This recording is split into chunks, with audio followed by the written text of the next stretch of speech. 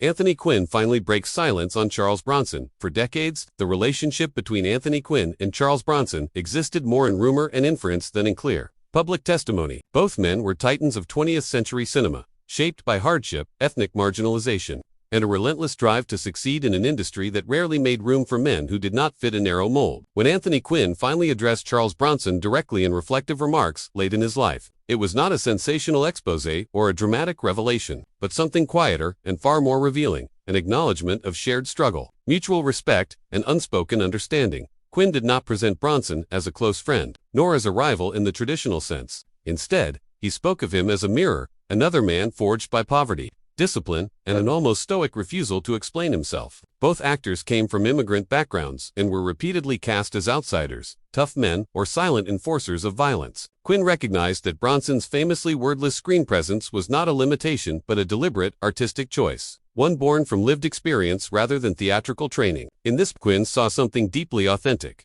What Quinn seemed most compelled to address was the misconception that Bronson's silence indicated emotional emptiness. On the contrary, Quinn suggested that Bronson possessed an intense inner life, one that did not seek validation through public confession. Quinn, who was himself expressive, volatile, and deeply philosophical, admired Bronson's restraint. He understood that not every artist needs to articulate pain to make it visible. Bronson's stillness, Quinn implied, carried the weight of entire histories of labor, survival, and dignity, hard-won. There was also an undercurrent of critique in Quinn's reflections, though it was never cruel. He acknowledged that Hollywood often simplified Bronson into a symbol of brute masculinity, stripping away nuance in favor of marketable toughness. Quinn, having endured similar stereotyping earlier in his career, recognized the cost of such reduction. Yet he did not frame Bronson as a victim. Instead, he emphasized Bronson's agency, noting that he embraced these roles, reshaped them, and ultimately turned them into a form of power. Bronson understood the rules of the game and chose to own on his own terms.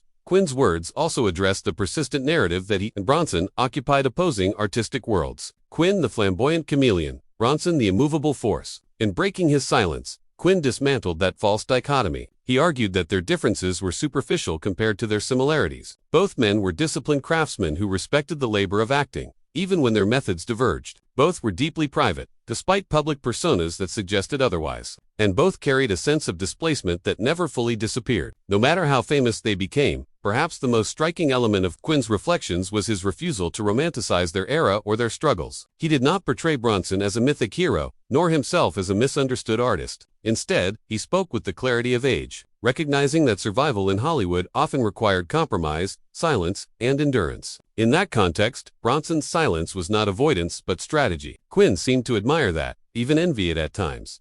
In finally speaking about Charles Bronson, Anthony Quinn was not settling old scores or unveiling hidden truths. He was contextualizing a fellow traveler's journey in a harsh and often unforgiving industry. His remarks felt less like a confession and more like a reckoning, an attempt to place Bronson accurately within the broader story of actors who came from nothing, spoke little, and left an indelible mark. The silence that once surrounded Bronson, Quinn suggested, was never empty. It was full of intention, resilience, and a kind of wisdom that only those who lived it could truly understand.